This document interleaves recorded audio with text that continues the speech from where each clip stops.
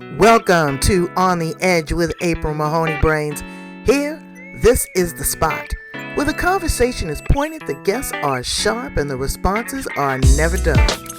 Welcome home, Brains. There's only one requirement to hang out on the edge, is that you open your big brain and close your small mind. Did you bring your thinking caps? It's time to put them on, because the conversation starts now. Doctor, gotta shift that energy here on the edge. Whew. All right, welcome to On the Edge with April Mahoney Brains. We are at the spot right here. This is the location where the conversation is pointed and the guests are sharp and the responses are what? They're never dull. Brains, look at who we have here. Dr. Liz Isenring. From where? Down in Australia. Exactly, one of my favorite places on the planet. Did I say it wrong? Ensign? You said it perfectly. Isenring. Well done. Isenring. Perfect. Isenring. Well done. Well done. We're going to talk nutrition, but I'm going to get her. I'm going to see if she can get me to talk about nutrition and talk about how to teach kids to eat their peas. How do we go back to the basics? Going back to what the animal kingdom ate. Fruits and vegetables. We're going to talk about her book. We're going to talk about her being the mom of 2 teenagers. Now, I know that is a lot of fun. But what does that look like in today's environment? I don't know if I had a teenager, if I'd be able to survive what's going on. And also the nutrition that stimulates your brain. I'm going to ask her a couple questions about some good brain food. What keeps us going? So let's welcome Dr. Liz to the Edge. How are you? Hi, April. Yeah, fantastic. Pleasure to be here. Thank you. Yeah, I love it. Is red your favorite color? It is one of my favorite colors. I do like bright things. And as you can see, I like water as well. So a mixture of reds and blues, but anything bright I like. Oh, well, you are nice and bright. Tell my brains a little bit about you and how you show up in the world. Yeah, absolutely. So as a background, I'm nutritionist and a dietitian. As you said, busy mum. Up until a couple of years ago, I was professor and head of program at our local university, Bond University on the Gold Coast. And, that had been my main career for over 20 years. And fabulous, loved it, achieved everything I wanted to do, but really was inspired to sort of transition out to this whole new phase of my life to support, the everyday person to improve their nutrition, improve their health, improve their fitness. And there were a few reasons why I was motivated to do that, but a big one was I had a couple of friends unfortunately diagnosed with cancer. And ironically, one of my research areas of expertise is nutrition for cancer patients, and that's what I'm known for around the world and done a lot of publishing on. But to see that sort of change of that my friends on the ground level weren't actually receiving the appropriate nutrition advice. No one was talking to them about nutrition. And yet, as researchers and scientists, we were kind of patting ourselves on the back because we've published all this evidence, we've got all these amazing guidelines. But what I was finding was that, the everyday person doesn't always have access to that.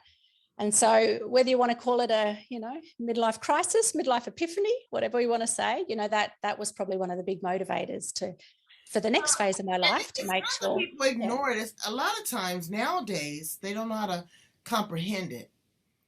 Yeah. Well, that is true. And that it's another thing. And I get that, if people are having treatment for cancer or going through chemotherapy or radiotherapy, like there's a lot already going on. Nutrition is another thing, another one of those things. What you feed this beast is huge. And also, we're going to talk a little bit about prevention. Yeah, exactly. And that's a big passion part of mine for sure. Yeah, inflammation is the cornerstone of disease.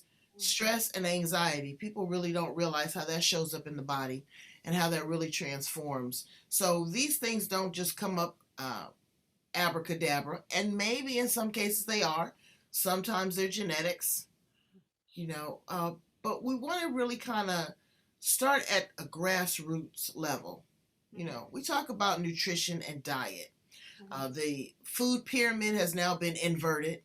Now they're saying less of this and that. What's your perspective on just really trying to have the basic nutrition in your diet? Yeah, well, I actually go back to that point that you said, April, about, more fruits and veggies and eating, what we've sort of been evolved to eat. And I think that's exactly right. As I tell my teenagers, although they don't like me saying this, but we didn't evolve to eat chicken nuggets and burgers. Right, as right. much as they want to tell me or convince me the otherwise, it's not the case. So, for multiple thousands of years, we've predominantly eaten what's available in nature, which is, lean meats and things when we could catch them or have them. But mostly it was sort of gathered type work. So, lots of berries, lots of greens, whatever we could grow, whatever we could find. And Right. while very nourishing, so they're filled with fiber and vitamins and all those good things, but they're actually pretty low in calories.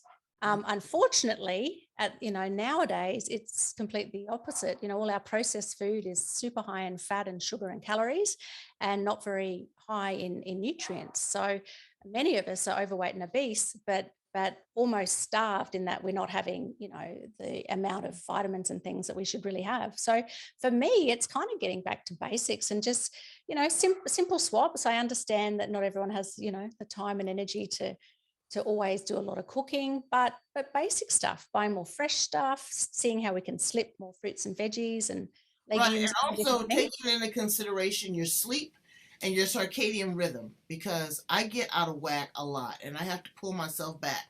Allowing yourself those 12 hours of fasting while you're sleeping, that's when the body is renewing and repairing itself, extracting the nutrients that it needs. You don't want it extracting nothing but sugar and salt, and they have to have sugars and salts in foods. That's a preservative, brains. That is how you know, get the shelf life that you do. But dairy products, I look at the milk. It alarms me when milk now is supposed to last almost 2 weeks. Who does that? You know, Yeah. cheese is lasting a month and a half. There's preservatives in that as well. Mhm. When they inject these things in these animals and then we consume them, the animal has already been dead in some situations 2, 3 weeks before we ingest it. And now here we go. And we wonder, where does this come from? Our water sources are awful. With all the gas and the, not gas, what am Fracking. I trying to say? With all the Yeah. oil, gas, with all the oil and, the air is contaminated. People are paranoid now. Yeah, absolutely. So I guess, my answer to that is yes, there are definitely lots of challenges, but yet, at the end of the day, we generally have good, safe water, to drink. We do have access to, if you know where to choose. And that's why I think it's always good to make friends with the local farmer if you can, Hmm. because, and explore things like farmers markets, because it's true, the big food supply over time, it's all about return and productivity, and less about nutrition and less about what's actually going to be good for us long term. So yeah, there are definitely lots of challenges and lots of Exactly. concerns, but I guess I also want to reinforce it doesn't take that many changes to actually make a dramatic improvement in your life. And so, even just having a couple of extra serves of fruit and veggies, eating a bit less meat, having some more legumes, beans, things like that, more water, as you correctly pointed out. Sleep's a big one. Stress is a big one at the moment. And I'm sure you see it all the time as well. But I've actually never in my 20-year plus career seen so many issues with stress and the sort of poor consequences of that. So I see a lot of what we call fatty liver, which is basically it could be from drinking too much alcohol, but in a lot of the cases, it's just eating too much of the wrong types of foods and not being active enough. And yeah, I am blown away by the number of people I'm seeing in the clinic with fatty liver. And basically, the treatment is just to clean up your diet and move a bit more. And if you can do that and lose a bit of weight, generally you don't need any further medical intervention. But obviously our liver is very important. It does a lot of jobs. We want to look after it properly. So, is that some of the things that you offer up in your publications and inside the pages of your book? Yeah. So in Dream It, Do It. You Yeah, have it? it's yeah, yeah. What's that? Dream It, Do Yep. It. Yeah. Do you have a copy of it? Dr. Liz, you have a book. You are an accomplished author. What is inside the pages of those books? Well, the scientific stuff is a lot of, things about nutrition and cancer. That's all my textbooks and all my scientific papers. But I've had fun recently writing a more digestible book called Dream It, Do It. And it's really where I talk about using mindset and menu, healthy nutrition and movement to get the life of your dreams. And it's really about reprioritizing your own health and self-care and knowing that you're worth it. And what I often find in food, people associate all these different connotations with foods. It's good, it's bad, I'm good or bad in terms of the day I had. And I really want to kind of get through that and focus more that, we're nourishing ourselves, it's enjoyment, and we're doing it, because we love and care for ourselves, that we're actually trying to include more of those healthy foods, but yummy foods. Recommend to us some mood softening foods, foods that make us feel less anxious. Absolutely. So two of the key ones that I'd focus on are healthy fats and also pre and probiotics. So the healthy fats are things like fatty fish, like salmon, nuts and seeds, olives, avocado. They're filled, with powerful sort of anti-inflammatories and the good types of fats that our body really loves. They're good for our gut. They're good for our brain, importantly. And it's important to remember that most of our brain is actually made up of fat. So we really need God, it's good. the big color fat. But the good fat, the good type of fat. Right. Spoiler alert, brains, your head is full of fat. It is. And another interesting little fun fact is that even though our brain doesn't weigh much, it's only about 4% of our total body weight, it really needs good energy. It actually uses about 20% of our daily calories are used just to keep this brain going. So it is important we fuel it properly. So the good fats is probably my first go-to, but really we want to also improve gut health because there's such a strong connection between our gut and our brain.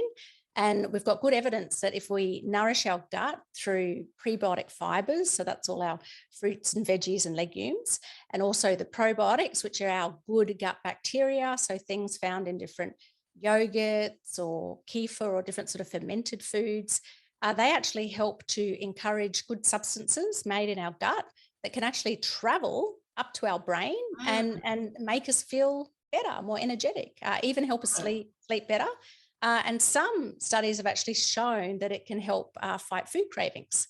So that by feeding ourselves the right stuff, it's very powerful. Something Very after powerful. I have my lunch. I try to have my heaviest meal in the afternoon because I want Mhm. something sweet.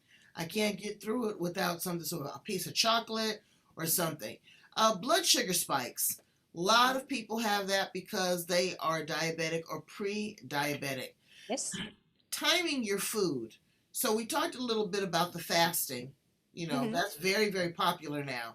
People are Yes. saying intermediate fasting Yeah. is, crucial. Someone told me something that was very powerful. They said, you know what? Can you spend as much time not eating as you do eating to give the body time It's definitely a different, a you different know, spin on things, to isn't it? Yeah. reset? So that's good. So with everything having sugar and salt, how do you, little things that we could do to to reduce that?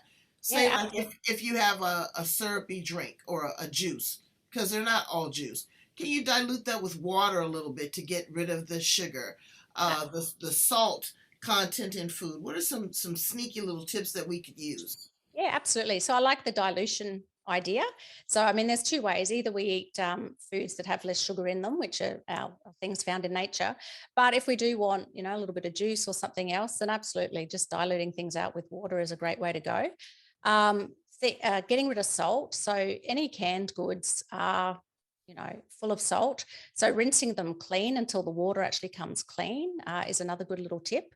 The two things I'd recommend to help with sugar spikes are basically making sure that you have some good protein and also some good fat whenever you're having those sorts of things. So, for example, if you're having, some legumes or some lean meat or dairy, can actually help reduce the spike of the sugars. Likewise, the fats. And basically, it's just because it slows down your digestion. And so the more that your gut's actually working on digesting things, then you have a much more slow and gradual release of blood sugars, as opposed to like your sodas and your juices and those sorts of things that are very concentrated forms of sugar. We know that they do cause the spike very quickly. And then what happens? Our pancreas floods with insulin to bring that blood sugar down. But then often it goes down very low, and then that's when people feel peckish again and want another thing. So if you're just going for simple sugars, like in candy bars or juices, you get into this crazy up and down spike. It's much better to have, have some good protein and good fat. So for example, a small serve of nuts, which is interesting. And this is when you were saying, April, that, all our dietary recommendations have sort of changed. They have. I trained in the era of the 90s when, everything was low fat. And so we were very cautious about recommending nuts because, of course, they're very high fat, very high calorie. But we now know that the type of fat they contain is very good for the body. And it's true that they do contain a fair bit of calories. So if you're watching your weight, you do just have to watch how much you're having. But for most people, a small hand serve a day of, some good nuts, it's fabulous. They're a fabulous snack, good for the skin, good for the brain, and they definitely help bring those blood sugar spikes down as well. Let's speak to the person that has cancer. All cancers, are different. It depends on how far you're into it, where it's located, where it originated, what medication. Well, what are some of the things that you say to cancer patients about nutrition? How do you start that conversation with them? Yeah, so I think I always come from it from this perspective that it's around quality of life and making sure that you're strong and fit so that you can take on whatever comes ahead. And so it does depend where you are in that cancer journey. So most of the people I see have either just about to or are starting treatment. So at that stage, it's really about nourishing themselves so that they can get through treatment or minimize the side effects. So for example, if they're having a lot of nausea with chemo, then eating little and often and more carbohydrate type things can help reduce nausea. We actually did a really interesting study looking at ginger, and we've actually got good evidence that ginger, as well as some of the traditional anti-nausea medication, is actually very effective. And it's interesting that the structure of ginger is actually very similar to some of our medications. So a natural way of managing nausea. I think it's, a lot of people, if they get diagnosed with cancer, want to, get super fit. They want to cut out all these different food groups and go really dramatic. But that's not always the best thing, particularly during treatment, because we know if you lose a lot of weight without trying, then you might actually end up malnourished or dehydrated and need to get admitted to the hospital to get rehydrated. So at that stage, I talk about including some healthy foods, but a particular focus on protein, because we need that to keep us fit and strong and our immune system in good shape. And really just tailoring meals around to what you can manage. And for a lot of people, if they're not feeling great, having smaller serve sizes, cold foods if they're getting sick of smells, soups and smoothies, all those sorts of things are great. After they've finished treatment and when it's more sort of around maintenance and prevention, that's then when I talk about bringing in, those really healthy behaviors. So if someone's overweight or obese, starting to bring down your weight by eating healthier, by doing more activity, and rather than going crazy and making dramatic changes, because we know that most people can't stick to that for more than a few weeks or sometimes even shorter. And that's, and that's my challenge is being consistent. I'm consistent in every other part of my life except when it comes to snacking. That's maybe your inconsistency is consistent. Absolutely. And it's the whole it's neuro-linguistic programming. It's how you talk to yourself. I look at my plate and I say, oh, well, I don't need all these potatoes, but, let's have some more collard greens. I love those. Or if you're going to have potatoes, that's what I've switched up doing. Instead of having white potatoes, I have a lot more brown potatoes or sweet potatoes. But those are full of carbs. Those are full of sugar too. Yeah, but sweet potato is a better option though. Sweet potato, I'd say, is still a better option. But yeah. So it's just a lot going on. how do we work with our children to get them to eat their peas? It's And so important because I hear parents say all the time, "Oh, my child is such a picky eater." Well, they're a picky eater because maybe they're not introduced to a variety of different foods. They cannot hate every single thing. it is definitely true. What I will say though, April, my answer now is very different to before I had kids. I could give you beautiful textbook answers before I had kids. Now the reality has changed things a little bit, but you're right. The exposure is the big one. So, and role modeling. So you can't, I see this all the time. The mum will complain about the kids not eating veggies. And then you look a bit more into the family dynamic and you find out the dad doesn't like veggies and doesn't eat his veggies either. So, role modeling is very important. Exposure is really important. And that we need to keep in mind that often it can take 20 or more times from someone being exposed to something to realizing that they actually like it. And, some of our vegetables are a bit bitter. And so a lot of kids have more of a preference towards the sweeter carbohydrate type vegetables or the fruits. But once you expose them and try it in different ways and get creative, then for a lot of people, they will enjoy that over time. I think it's about kind of making it fun. I think even if it's, if you can grow your vegetables, that's beautiful. But, anyone can have a pot of, herbs and just grow some herbs. And I think if you get kids involved with that and understanding where it's coming from, and then also in the cooking process, because I think kids are much more likely to eat something if they've been involved in the preparation and the cooking, and then make it fun and make it accessible. And the big one is just restricting junk. If they don't have any other alternative, then when they're really hungry, they will eat whatever's around if they don't have the other junk alternative. And for me with my kiddies, the big one that I think I've cracked is that a piece of fruit or some cut up vegetables, or a handful of nuts can be a snack. They tried to convince me that a snack has to come in a packet. Oh And no. I've told that no, real food can be snacks too. So I What do you think think it's about just food playing with that. combinations? A lot of people Like, are into you mean, food combinations. Where would you go to get that information to figure out, you know, what some of the do's and don'ts are? okay, well, the first one is I'd say that's it's not, so it can work for some people, but it's not really evidence based because you think about it, most foods have a combination of protein, carbohydrate, and fat. And our body has actually been designed to be able to digest all those things. So I'm actually not a huge believer in food combination because I think our body can manage all different combinations.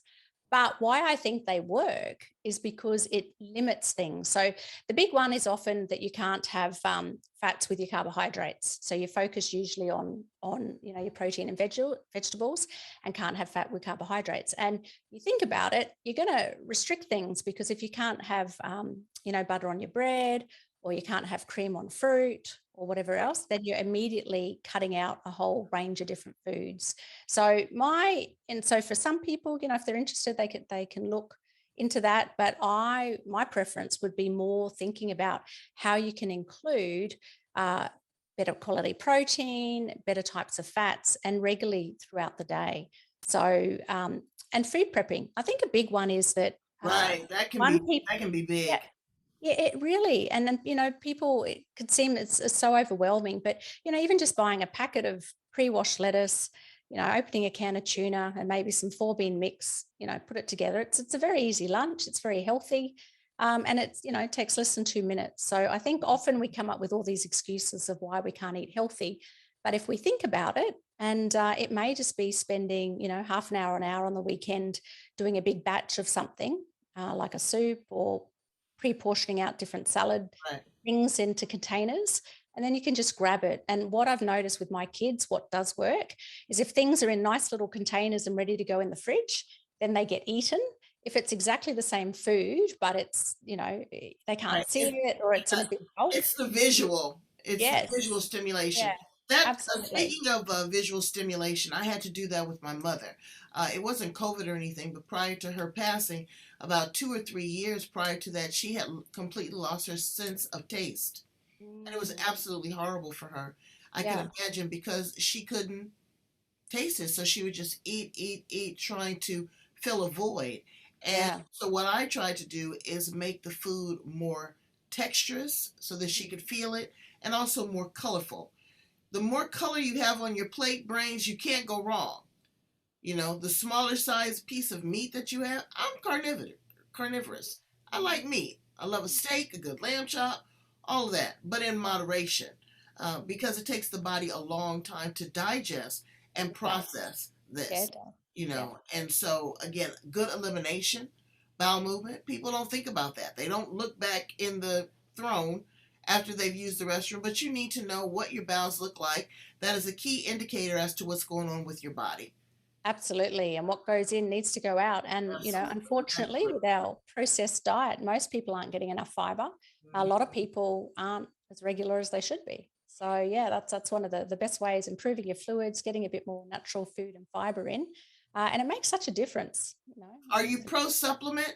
I know some people that, they eat supplements. Yeah, that's right. Natural supplements. Look, I do have a food first approach. So I think if we eat right, we should be able to get all our nutrition in through food. Mhm. However, I'm realistic and I realize that for a lot of people, they like a bit of an insurance policy, or they like the idea that they might be topping up. I think there's some supplements that most of us probably could do with, and those include things like vitamin D, which is ironic. I'm here in the Gold Coast, sort of skin cancer capital of the world, but yet, most of us are indoors. We don't actually get enough vitamin D. Another one is the omega-3 fatty acids from, either fish or algae, vegan options. It's just so important for the brain and the heart and everything else. And a lot of us aren't having enough of that as well. But generally, I'd say we can get good nutrition through our food, but certainly, supplements can be a bit of an insurance policy or improve and correct a deficiency. For some people don't have enough iron, for example. And so in that case, it's really important to replete that iron level, because they're going to notice it in terms of their energy and their concentration. It's very hard to have a fun, active day if you're anemic and don't have enough iron. Exactly. Well, you are strong as iron. Thank you so much. And I meant to compliment you. You are not only talking the talk, but you're walking the walk. Your skin is just glowing and radiant. You look just absolutely gorgeous. So, Thank again, you. I appreciate that, April. I do just want to share, though, that I've actually lost over 50 pounds over the past few years. So, wow. yeah. So I like many people. Yes, knowledge is important, but it's also prioritizing. And so, yeah, I managed to find myself as a very busy senior leader, but Wow. wasn't prioritizing myself. So, yeah. So Well, that's it's good. been a journey, but it's good And you know fun. what? Again, I'm going to come back and tell you that I've lost 50 pounds off of me being here on the edge. Great information, Brains. Please go in. Put that book up one more time, Dr. Liz. You see that, Brains? I want you to be able to go out and get that. That's on Amazon, correct? Yes, Yes. absolutely. Amazon Tell my bestseller Brains how now. to get in contact with you, to follow you on Yeah. social media. And Yeah, follow me. I'm all over. Yeah, I'm all over the social. So LINC Nutrition is my company. Dr. Liz is my brand name. And yeah, I'm all over the socials. LinkedIn is sort of my big one, but drliznutrition.com on my website. And I really love connecting. And, my passion is basically to help people to be happy and healthy through good nutrition. So please feel free to get in touch. And yeah, I would love to see how I can help support you. Brains, we want you to be happy and healthy, but also have variety and choices. Just because you're on a live it, not a diet, there is an opportunity to explore different foods and vegetables that you've never done before, maybe fish options. Some people are going vegan, some people are vegetarian. Whatever it is, we want you to be happy and healthy. Thank you so much, Dr. Liz, for being here on the edge. Please come back, follow up, let us know what's going on in your next book, and what the new trends are and waves as it comes to nutrition and better life. Thank you so much. Thanks, April. Friends.